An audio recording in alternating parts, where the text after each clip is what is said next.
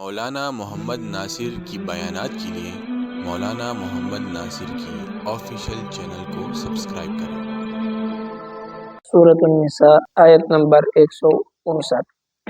अऊज़ु बिल्लाहि मिनश शैतानिर रजीम।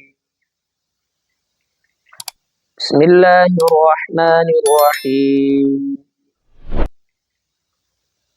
व इन मिन अहलिल किताबि इल्ला लयुमिनन्ना बिही क़ब्ला मौतिही व यौमल क़ियामति यकूनु अलैहिम शहीदा। فبظلم من الذين هادوا حرمنا عليهم طيبات أحلت لهم وبصدهم عن سبيل الله كثيرا. صدق الله. تیرو آیتون مبارکون الله جل شانه د یهودو د ذلت او د رسوایی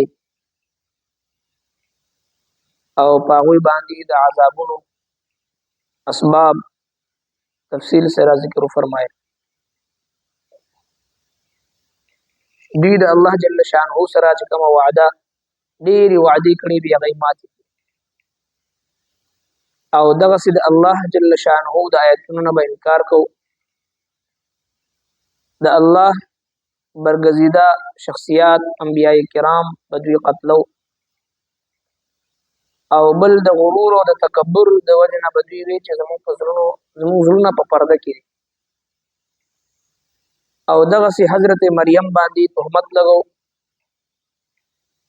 او بل دوی د خپل زعم او د خپل باطل خیال مطابق د دوی داو چې مونږه حضرت عیسی علیه السلام اعوذ بالله ومن قتل کړی دی.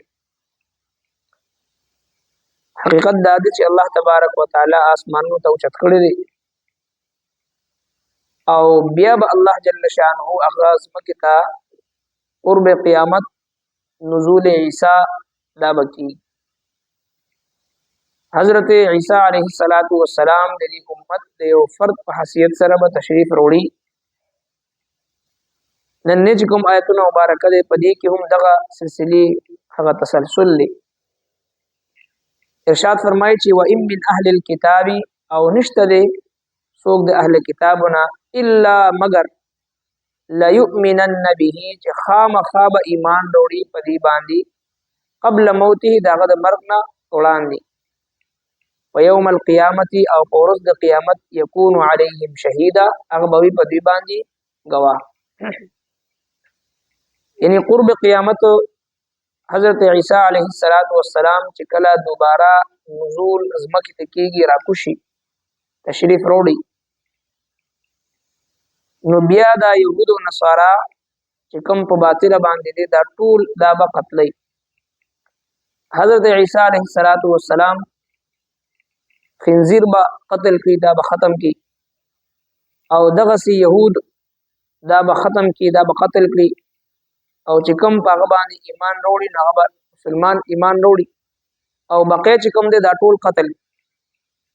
او په دغه يهوديانو کې په دغه نصارو کې چې کوم د حضرت عیسی علیه السلام مبارکي یو باطل عقیده او باطل سوچ او فکر ساتي په هغه باندې رد دي. آیت نمبر 159 کی سورہ نساء اللہ جل شانہ دا مضمون بیانی چې دوی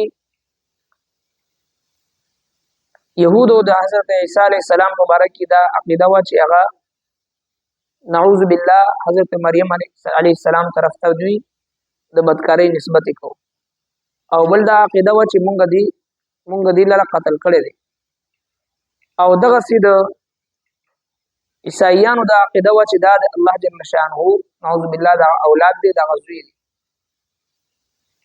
وقالت النصارى مسيح ابن الله حالانکه الله تبارک وتعالى په دې دوه باطل عقیدو باندې رد فرمایي او دوی ته د قران کریم په ذریعہ باندې صحیح عقیده هغه خو دلی شو دوی منی نه.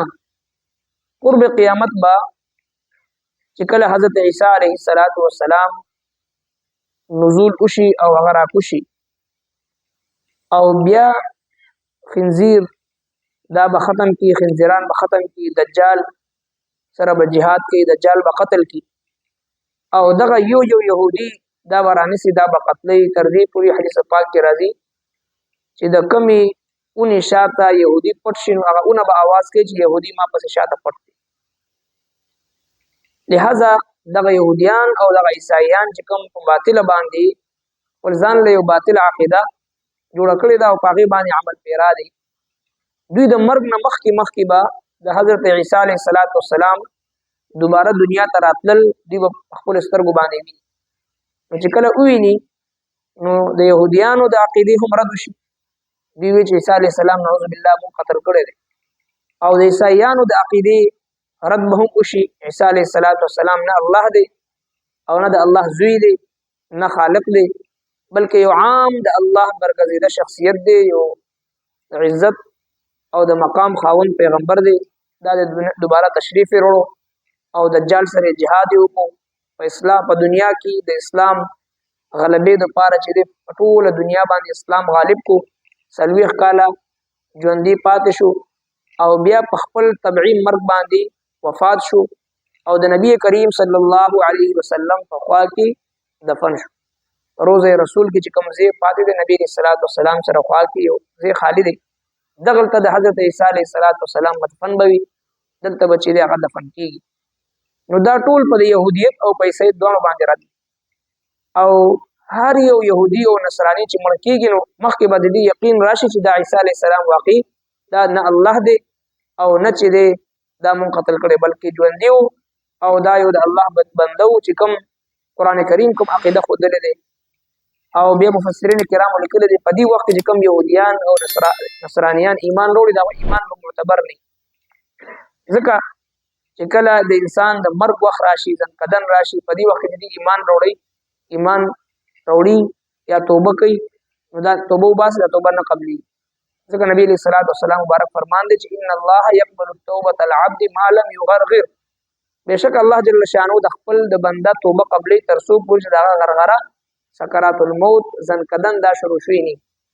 چې کله یو ځل ځنکدن شروع شي او سړی په ځان پوه شي نو د هغه وخت توبه دا معتبر نه دی. لہذا په خپل ژوند کې مخکې د مرګ نه توبه ایستل پکار دی. بلکې النوم اخت الموت، دا مونږ چې د شپې وده کېږو دا خوب دا د مرګ خور ده. نو لہذا د وده کېدو دعا، د راپاڅېدو دعا، هغه دعا کې هم د مرګ یادولو تعلیم پکار دی چې موږ توبه وباسو د ټولو ګناهونو نه او په سچه زړه باندې ټول مسلمانان معاف کړو، خپل زړه صفا کړو او د ټولو ګناهونو د پرېښودو عزم او اراده وکړو او وده شو. او سحر چې راپاسو نو دې عزم او دې جذبې سره راپاسو چې یا الله زه به نن په دې ورځ کې راتلونکې ورځ کې چې ستا په دین باندې به عمل کوم، خپل ځان به د ګناهونو نه، د معصیاتو نه، د نافرمانو نه به ځان بچ کوم، ستا د دین د غلبې دپاره زه په مخ د ځمکه باندې به کردار ادا کوم او دین حق سربلندۍ دپاره به چې د خپل کوشش او سعی کوم، ستا په احکاماتو باندې، ستا د پیغمبر په طریقو باندې به عمل کوم. دې جذبې سره سړی د بسترې نه راپاسي. نو لہذا د مرګ هېڅ پته نه لګي، نو هر وخت توبه ایستل پکار دی. داسې نه چې کله غرغره شروع شي د مرګ سکرات الموت ځنکدن شروع شي نو سړی توبه وباسي.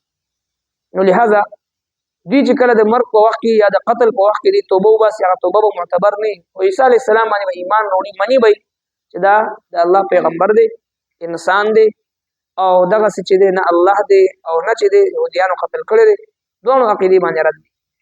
فبظلم من الذین هادوا، پس په وجه د ظلم دا خلکو چې یهودیان دي، حرمنا علیهم، موږ حرام کړل په دوی باندې طیبات څه پاکیزه څیزونه، احلت لهم کم چې حلال کړی شوي دوی دپاره، حلال و دوی دپاره، وبصدهم عن سبیل الله، او په وجه د منې کولو دوی د الله د لارې نه کثیره ډېر خلک. الله تبارک وتعالی د یهودیانو د ظلم او د زیاتۍ په وجه باندې، د نافرمانۍ او د معصیاتو په وجه باندې ډېر حلال شیزونه په دوی باندې الله جل شانه حرام کړو. په سوره بقره کې د هغې تفصیل هغه ذکر دی. مختلف حلال شیزونه وو او په دوی باندې حرام کړی شو، پابندي ولګول شو، تاسو به دا شی نه خورئ. د هغې وجه الله تبارک وتعالی دا ذکر کړی دی چې دوی ظالمانو د الله تبارک وتعالی د احکامو به خلاف ورزي کولو او کوم څه چې په دوی باندې حرام کړی شو نو هغه هیلې حوالې سره به یې ځان ته حلالولو. او دغسې د الله د لارې نه به یې خلک منې کولو. ځکه الله جل شانه په دوی باندې حلال څیزونه حرام کړي. څرنګه چې جناب نبی کریم صلی الله علیه وسلم مبارک فرمای ان العبد لا يحرم من رزقه بالذنب، بېشکه یو انسان د خپلو ګناهونو په وجه باندې د رزق نه محرومه کېږي. رب کائنات چې کله انسان ته رزق فراخ ورکوي د هغه د نیکو اعمالو د هغه د مانځه پابندي د برکته ورکوي. او چې کله یو مسلمان لمونځ پرېږدي د بې نماز انسان نقد عذاب چې په دنیا کې شروع کېږي د بې نماز، هغه څه عذابونه په دنیا کې وي، څه عذابونه په قبر کې وي، او څه عذابونه د حشر میدان د حشر د فیصلې د محشر د فیصلې نه بعد. نو په دنیا کې د بې نماز چې کوم نقد عذاب دی هغه د رزق تنګسیا ده، د رزق تنګي ده. او دغسې نور چې کوم ګناهونه موږ او تاسو نه کېږي، روزمره معمول د ګناهونو موږ او تاسو کې جوړ دی، هغه د غیبت په شکل کې، هغه د چغلخورۍ په شکل کې، هغه د بدنظرۍ په شکل کې، هغه د تهمت او الزام په شکل کې، هغه بل مسلمان ته ایذا او تکلیف رسولو په شکل، مختلف ګناهونه موږ او تاسو نه کېږي. دا ټول ګناهونه د دې مثال د زهرو دی. څرنګه چې زهر لږ نه لږ معمولي نه معمولي وي د هغې هم نقصان وي، او که ډېر نه ډېر وي د هغې هم نقصان وي.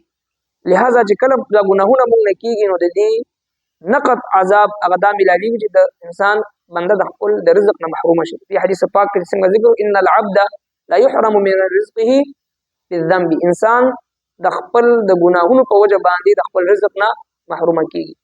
او چې کله یو مسلمان دې ګناهونو نه ځان بچ کړي او پاکیزه زندگی تېره کړي، من يعمل من الصالحات من ذکر او انثى وهو مؤمن، مؤمن وي نیک عمل کوي، د ګناه نه ځان ساتي، د حرامو نه ځان ساتي، حرام قتل، حرام اورېدل، حرام وینا، دې نه ځان بچ کوي، خپل نفس سره مجاهده کوي، رب کائنات نقد انعام دا ورکوي فلنحینه حیاتا طیبه، فرمایي زه دې ته پاکیزه زندگی ورکوم، د دنیا زندگی چې دا پاکیزه ورکوم.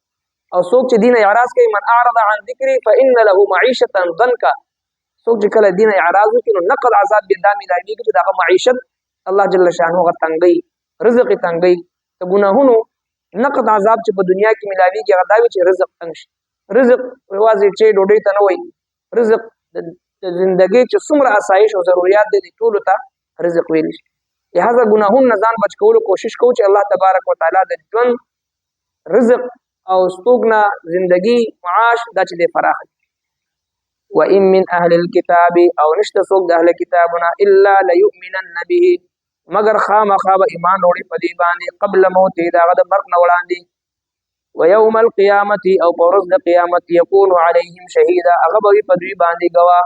فبظلم من الذین هادوا، پس په وجه د ظلم د هغه خلکو چې یهودیان دي، حرمنا علیهم حرام کړی دی موږ په دوی باندې طیبات څه پاکیزه څیزونه احلت لهم چې حلال و دوی دپاره، وبصدهم عن سبیل الله کثیرا، او په وجه د منع کولو د دوی د الله د لارې نه ډېر خلک. صدق الله. ربنا تقبل منا انك انت السميع العليم وتب علينا انك انت التواب الرحيم برحمتك.